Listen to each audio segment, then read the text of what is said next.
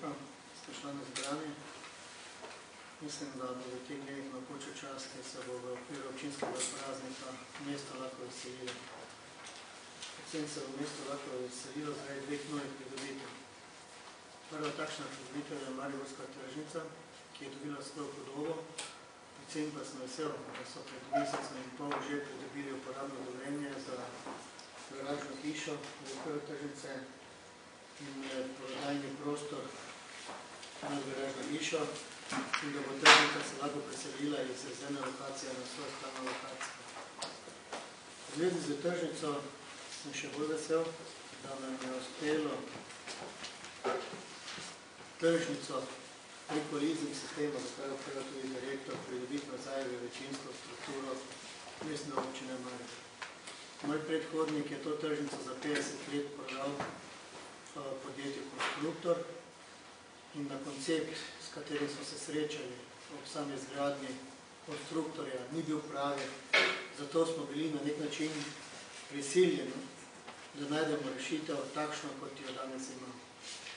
Da tržnica DD, ki je v večinski lasti mestne občine Maribor, 50% plus ena delnica, upravlja za celotnim objektom. In da se nam ne pojavljajo takšne drugačne špekulacije, ki so bile planirane, da bi se v teh objektih pojavljale nekatere druge dejavnosti. Predvsem mislim na večje veleblagovnice in trgovske centre, ki bi kakorkoli na ta način dejavnost branjak in vseh tistih, ki kakorkoli prodajo zemljišča, zasenčili.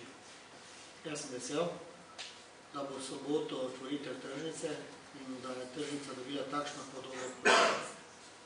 Nekateri dajo pozitivne ocene, nekateri so veseli. Vendar, pokrita tržnica je pokrita na način, kot so strokovnjaki se opredelili. Več o tem bo tudi povedal spoštovani direktor.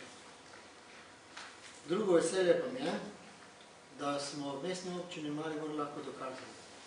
Če je volja, predvsem pa želja, da lahko izpeljemo projekt. Projekt, kot je karantena.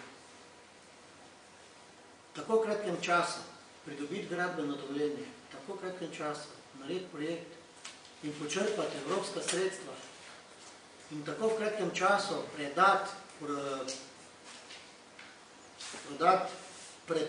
svojemu namenu objekt, bi rad videl tistega, ki ima to v preteklosti uspelo. In zakaj smo z tem objektom karantena tako hitro pohiteli? Na več vprašanj bo odgovoril podžupan, ki je kakorkoli zadolžen za družbene dejavnosti in šport.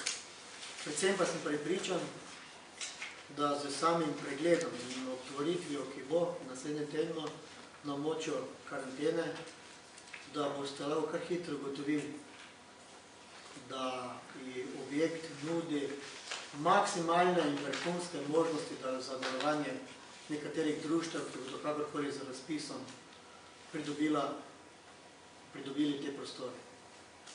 In to je nova spodbuda, predvsem pa da nam možnost mladim ustvarjalcem.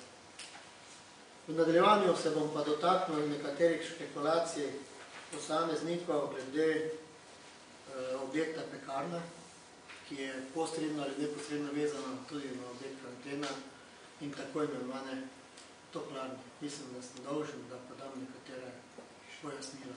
Tržnica je verjetno zelo lep objekt, ki je ponosim Mariborčanom. Imam pa pomisleke, namreč nismo zelo te branjevke branjevce vprašati, kaj si mislijo o teh strežnikih. Nekateri so dejali, da je to nefunkcionalno in da bo verjetno naliv prvi večji pokazal, da se ta voda, ki se akumulira, zlije dol in potem se to razlije kar po tržnici. Se morda bi tudi kaj takšnega vidite, da bo to poplava? Ne bo poplava, skaj bo poplava. V vsakem slučaju dež pada in ta voda nekam odteka, ali je to ravna streha, ali je to dežnik, ali je to ne vem kaj. V vsakem slučaju treba odpeljati s koščadi, da koščadi dovolj požegalnikov in odvod te meteorne vode je speljan. Še drugo vprašanje pa je, te mize so navadne poslanke in dva nosilca oziroma dve nogi. Menite, da to kazi oziroma ali je zmanjkalo denarja za morda kaj bolj... Ne, ta rešitev je usklajena z projektantom in z mestnim arhitektom. Te mize so zato tako namene, da lahko jih kratkem času pospravimo, pripravimo ploščad za druge prireditve in so čist korektne in v skladu z navodili projektantov. To ni bilo odločitev tržnice, ampak odločitev projektantov in mestnih arhitektov. So pa usklajene in tudi odobrene za strani društva predavalcev teh predavalnih nekretnin. Tako da nismo sami se odločali teh misel. Hvala. Pogodba z hipolizingom je že sklenjena, če lahko kaj več o tem poveste, z lastnikom tržnice. Tržnica bo postala končni lastnik kompletnega objekta. Trenutno upravljamo oziroma gospodarimo s kompletnim objektom, tako kot sem že večkrat omenil, od garažne hiše do tržne etaže, ploščade in tako dalje. Normalno je, da tržnica v tem trenutku nima toliko lastnih sredstev, da bi lahko ta objekt kupila, ki je kar precej drag. In normalno smo iskali pomoč finančne inštitucije, da nam to pomaga in da dosežemo ta cilj, da postanemo lastniki kompletnega objekta. Glede garažne hiše se že ve, koliko bo znašala parkirnina? Za garažno hišo imamo različne cenike od tedenskega najema do mesečnega najema, do dnevnega najema, tudi bonitete za gradnike in tako dalje. Cenik je objavljen, lahko vam jaz povem, načelno je od tista osnovna cena je evro na uro, gradnike imajo polovico manj, do 30 minut je brezplačno za nek še manjši nakup, zašto mesečni najem okvira cen v mestu Maribor. Kaj pa prireditve, kakšne prireditve ste imeli v misli, glede na to, da ste imeli zdaj prireditve, da bo prireditveni prostor tudi lahko? Razne seme, prikaz moče kakšen domačih obrti, to kaj spada na tržnico. Lahko tudi v sklopu ostalih prireditev v mestu Maribor, mislim, da je ploščad dovolj velika, dovolj lepa, tudi bez čega osvetljena, tako da mislim, da ni nobenih problemov s kakšnim koli prireditve. Da bomo našli koncept tako preureditve nove tržnice na Taboru, in da bomo poskušali to problematiko tako z okoljem, kot za samo tržnico rešiti na primeren način za to okolje. Tudi tržnica na tako imenovanem trgu na Borisa Kidriča se mi zdi, da je neprimerni pogoj in neprimerna tržnica.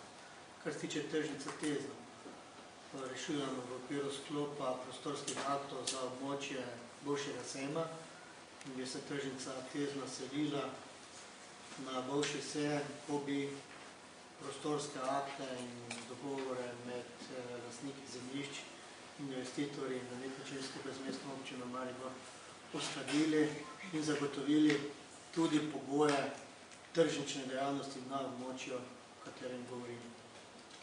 Jaz sem prepričan, da bo vizija, ki jo imamo, tudi na nek način v hitrem in učinkovitem roku tudi izpeljana. Je pa seveda tudi odvisno, kako in na kakšen način bo tudi tako imenovana finančna kriza vplivala na poslovanje nekaterih podjetij v Mariboru. Predvsem gre za najemanje nekaterih kreditov, finančnih sredstev, ki znajo biti zelo dragi.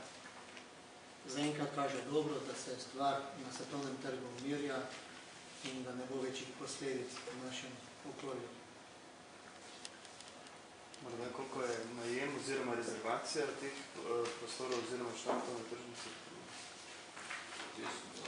Ostaja cenik, ki je potrjen s 2008 in ostaja trenutno isto veljavi. Cenik je pa različno od ponudbe oziroma velikost ponudbe, količine predajanja in tudi mesta, odvisno od rezervacije, tako dalje. Bomo pa s konec leta te cene malo sledili, skladno z vsemi ostalimi mesto Maribor. Še dobrednost investicije v primeru tržnice in infrastruktura? Investicija, vložena sredstva investicije v objekt se približuje meji 7 milijona evrov. Do konca računam, da še bo kaj nekaj potrebno vložiti za dokončanje lokala in tako dalje. Trenutno smo bili za 7 milijona evrov v sam objekt, ko ni zajeta še infrastruktura, okrog objekta in tako dalje.